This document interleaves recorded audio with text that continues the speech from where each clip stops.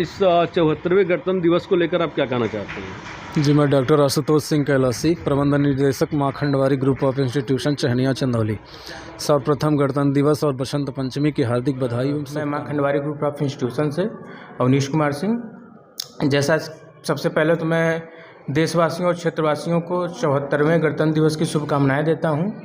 पहले आपके सभी दर्शकों को गणतंत्र दिवस की शुभकामनाएं और बधाई। आशुतोष सिंह कैलासी, प्रबंध निदेशक Maa Khandwari group of institution Chahaniya Chandauli. सर्वप्रथम गणतंत्र दिवस और बसंत पंचमी की हार्दिक बधाई एवं शुभकामनाएं। गणतंत्र हमारा बहुत ही प्यारा पर्व होता है, राष्ट्रीय पर्व होता है और ये किसी भी जाति धर्म से ऊपर का पर्व होता है। इसे सबको मनाना चाहिए और बड़े ही चाव से मनाना चाहिए, क्योंकि हमारे लिए सबसे ऊपर राष्ट्र होता है। राष्ट्र के बाद चाहे हम किस जाति के हैं, किस धर्म के हैं, किस पार्टी के हैं, किस संगठन के हैं, वो बाद में होता है। तो हम सबको मिलकर आज आइए हम लोग इस गणतंत्र को बढ़िया से मनाते हैं। सही मायने में तो गणतंत्र अभी तक पूरा हम नहीं पा पाए हैं।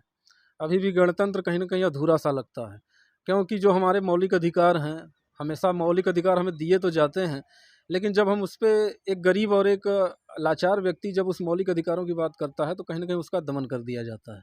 और यदि उसने किसी के खिलाफ कुछ बोला तो फिर उसको सरकारी तंत्रों द्वारा दबा दिया जाता है कि अंत में इस कारण से फिर बाकी लोग भी बोलना बंद कर देते हैं। तो अभी तो गणतंत्र पूरी तरह लागू नहीं हो पाया है, जो कि जन जन तक नहीं पहुँच पाया है। जिस तरीके से अमृत महोत्सव मनाया गया था, आज़ादी का जश्न मनाया गया था, क्या उसी तर्ज पर गणतंत्र भी मनाया जा रहा है?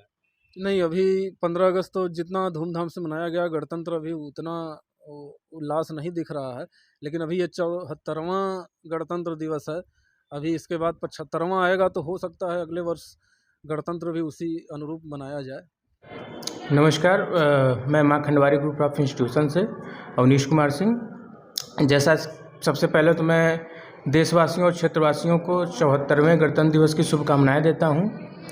और जो भी आपने सवाल किया कि गणतंत्र तो हम नहीं देखते हैं, अब पहले जैसा तो नहीं है, लेकिन मैं एक बात ये और कहना चाहूँगा कि आज हम देखते हैं कि लोग तिरंगे को सम्मान देने के लिए या बहुत चीज़ें करते हैं। वो अच्छी बात है, तिरंगे को सम्मान देना चाहिए, लेकिन जो असली देशभक्त है उसे ये करना चाहिए कि जहाँ पे भी हम भ्रष्टाचार देख रहे हैं, जहाँ पे गलत चीज़ें हो रही हैं, हमें सबसे पहले उसको रोकने की कोशिश करना चाहिए, ना कि उसमें शामिल होना चाहिए।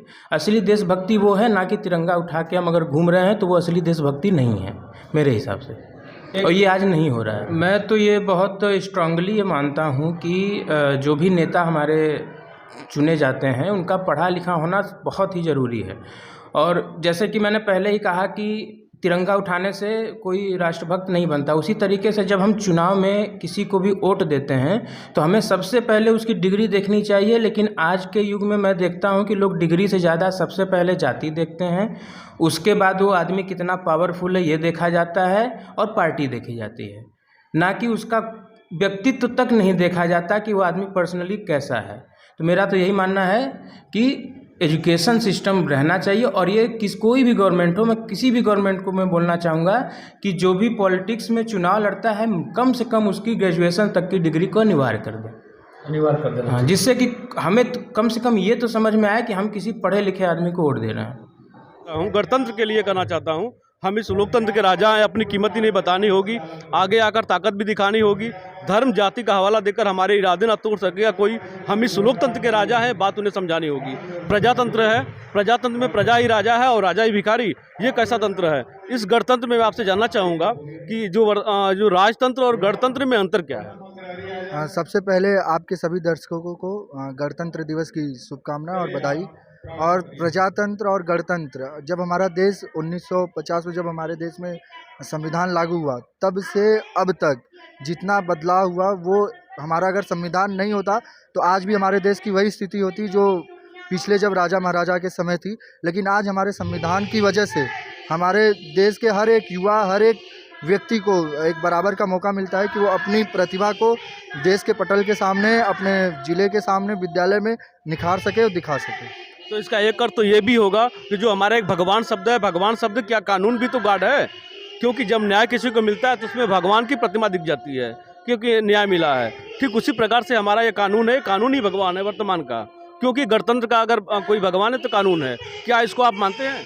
और हमारे संविधान में शुरू से ही कानून को महत्व दिया गया है। लेकिन आज के प्रचलन में, आज के समय में लोगों ने अपने अपने आधार पे चीज़ों को बदल दिया है। भगवान शब्द या भगवान अगर हैं तो वो किसी जाति पर्टिकुलर किसी चीज़ के नहीं है।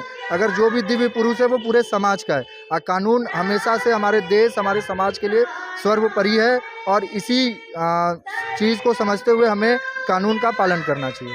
और इस गणतंत्र पे हमें ये मानना चाहिए कि कानून को हम जितने अच्छे तरीके से पालन करें और इस देश को जितने ज़्यादा से ज़्यादा हम सशक्त कर सकें।